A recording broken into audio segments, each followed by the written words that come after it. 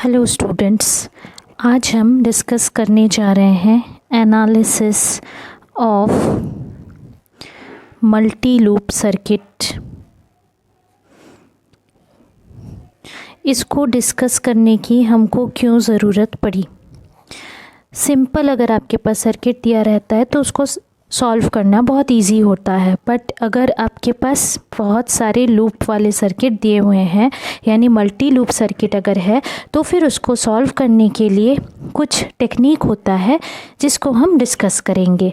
तो जैसे मान लीजिए कि किसी सर्किट में बहुत सारे इम्पीडेंस हैं, तो फिर अगर सीरीज़ कॉम्बिनेशन है तो फिर जो आपका इक्विवेलेंट इम्पीडेंस होगा, अगर हम लोग सीरीज़ कॉम्बिनेशन की बात कर रहे हैं तो हमारा जो इक्विवेलेंट इम्पीडेंस होगा वो हो जाएगा सिंपली Z1 प्लस Z2, यानी जितने भी इम्पीडेंस है उसके सम के बराबर।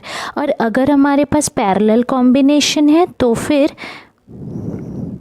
इक्विवेलेंट इम्पीडेंस जो है Z equivalent is equals to 1/Z equivalent, हम इसको लिखेंगे is equals to 1/Z1 plus 1/Z2 plus, इस तरीके से हम इसको लिखेंगे। अब नेटवर्क एनालिसिस में कई बार हमको ज़रूरत पड़ती है पोटेंशियल डिवाइडर की और करंट डिवाइडर की। तो सबसे पहले हम यहाँ पे ड्रॉ कर रहे हैं एक पोटेंशियल डिवाइडर।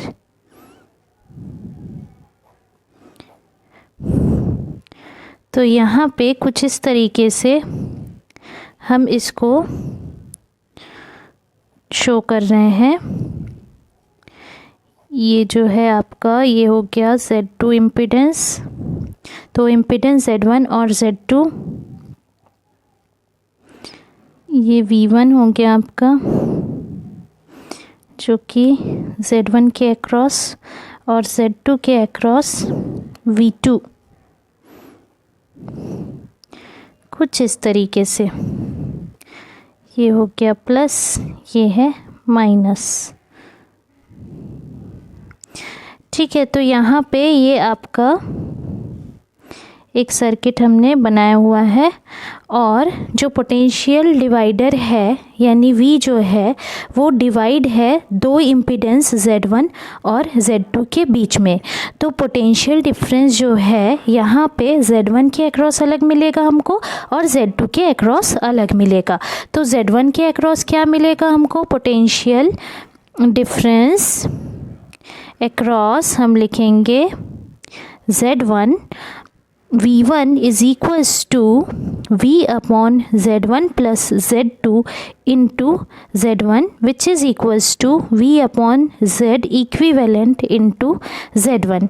वैसे ही अगर हमको लिखने की ज़रूरत पड़े पोटेंशियल डिफरेंस अक्रॉस Z2, तो उसको हम किस तरीके से लिखेंगे? V2 is equals to V upon Z1 plus Z2 into Z2 is equals to V upon Z equivalent into Z2। कुछ इस तरीके से हम इसको लिखेंगे।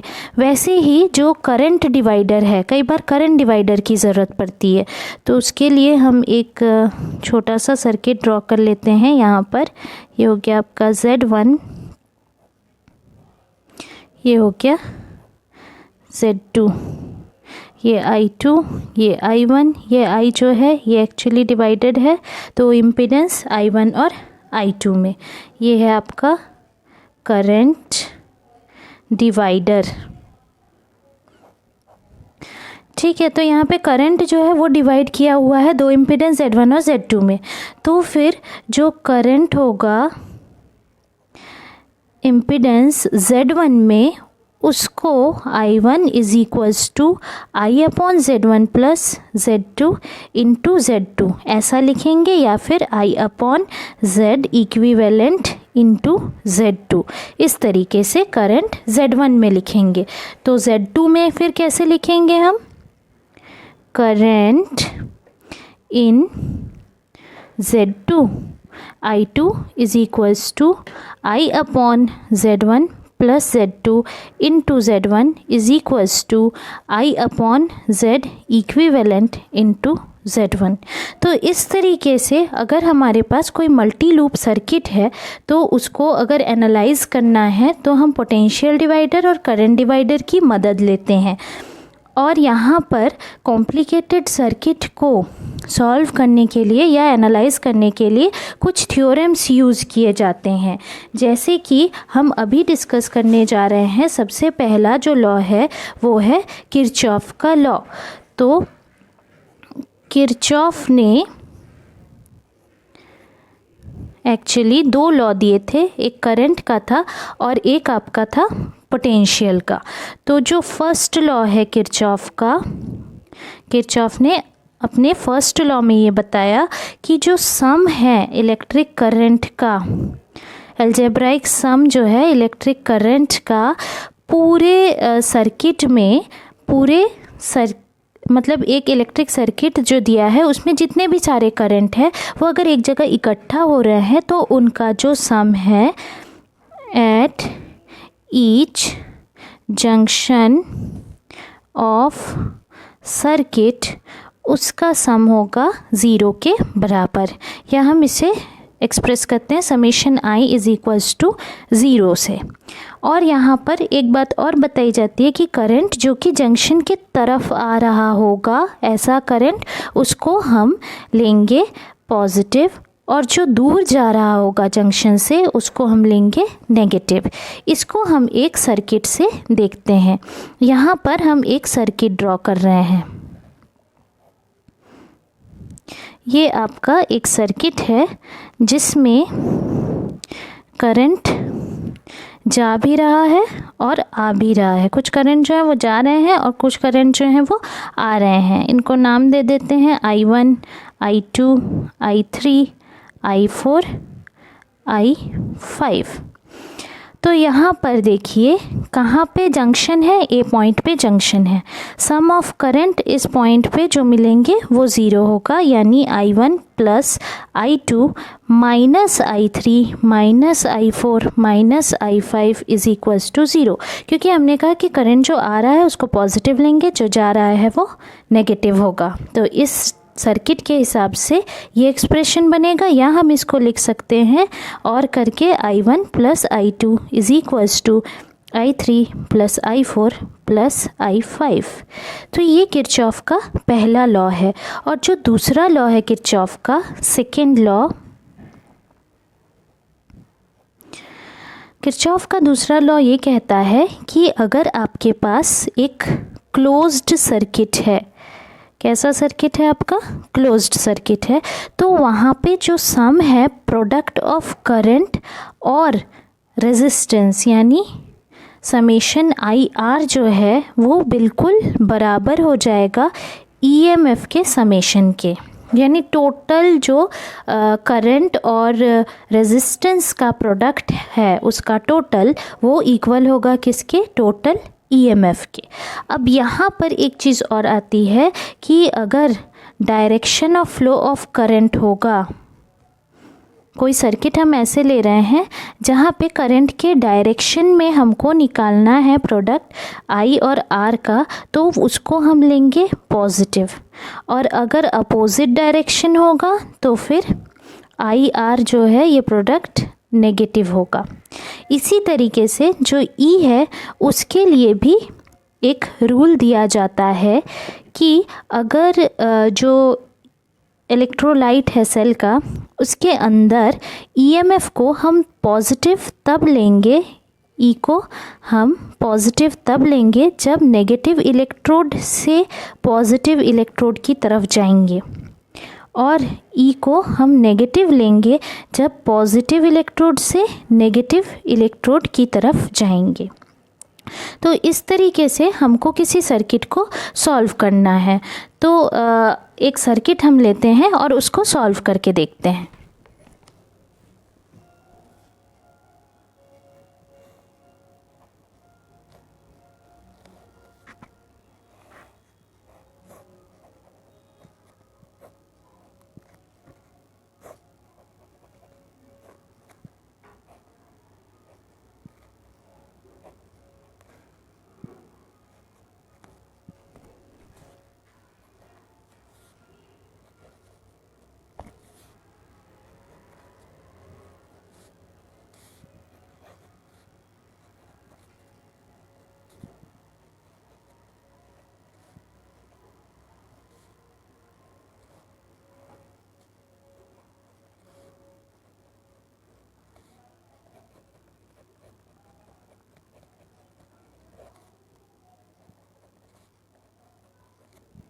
अब इस सर्किट में देखिए यहाँ पर I1 I2 डायरेक्शन दिख रहा है हमको, ये डायरेक्शन है। I3 का डायरेक्शन ये है। R1 R2 इंटरनल रेजिस्टेंस है, कैपिटल R जो है वो एक्सटर्नल रेजिस्टेंस है। E1 E2 जो है वो EMF है बैटरी का। अब यहाँ पर इस वाले सर्किट में किरचॉफ लॉ के अकॉर्डिंग हमने लिखा है I3 is equals to I1 plus I2। I1 I2 तो क्योंकि सेल से लिया जाने वाला करंट है और करंट जो एक्सटर्नल रेजिस्टेंस में फ्लो हो रहा है वो आपका है I3। तो I3 इज इक्वल्स टू आपका यहाँ पर होगा I1 प्लस I2 के बराबर। अब किरचॉफ का सेकेंड लॉ यहाँ पे अप्लाई करते हैं। तो सर्किट अगर हम ले रहे हैं ADCBA, यहाँ ध्यान देंगे ADCBA, ये सर्किट हम ले रहे हैं। तो इसमें हमको पहले तो प्रोडक्ट IR का निकालना है। तो I1 R1 इसका साइन क्या होगा? I1 R1 पॉजिटिव होगा क्योंकि सर्किट का डायरेक्शन कौन सा है? ADCBA। करंट के फ्लो के डायरेक्शन में हम कहते हैं तो पॉजिटिव होता है। और माइनस हम लेंगे I2 R2। क्यों इसको I2 R2 को पॉजिटिव लिया गया? क्योंकि हमारा डायरेक्शन क्या था? ADCBA, इस डायरेक्शन में हम जा रहे थे और यहाँ पे I2 जो है उसका डायरेक्शन ये है। तो फिर हमने क्या किया, इसीलिए minus I2 R2 is equals to हम लिखेंगे E1 को भी हम पॉजिटिव ले रहे हैं क्योंकि ये नेगेटिव इलेक्ट्रोड से पॉजिटिव की तरफ जा रहा है, माइनस लेंगे E2 क्योंकि E2 जो है वो कैसा जा रहा है? पॉजिटिव से नेगेटिव की तरफ जा रहा है। तो अब ये हमारा ADCBA वाला सर्किट हो गया। दूसरा सर्किट लेंगे CDEFC, ये वाला सर्किट। यहाँ पर देखिए, यहाँ पे आपको I2 R2 plus I1 plus I2 into capital R is equals to E2 ये मिलेगा। क्योंकि I2 R2 इसीलिए क्योंकि हम किस तरफ जा रहे हैं? CDEFC इस तरफ जा रहे हैं, तो इसीलिए पॉजिटिव हो गया। I1 प्लस I2 के साथ R ये भी पॉजिटिव हो गया, उसी डायरेक्शन में हम जा रहे हैं। और E2 जो है वो भी पॉजिटिव होगा क्योंकि नेगेटिव से पॉजिटिव इलेक्ट्रोड की तरफ हम ट्रैवल कर रहे हैं। तो इस तरीके से किरचॉफ ने अपने दो लॉ दिए, जिसमें पहले वाले लॉ में उन्होंने कहा summation I is equals to 0 और दूसरे में उन्होंने क्या कहा कि summation IR is equals to summation E के बराबर होगा। तो आज के लिए इतना ही। अगर आपको ये टॉपिक पसंद आया तो फिर लाइक शेयर सब्सक्राइब करना ना भूलें। कोई डाउट है तो कमेंट सेक्शन में पूछ सकते हैं। Thank you.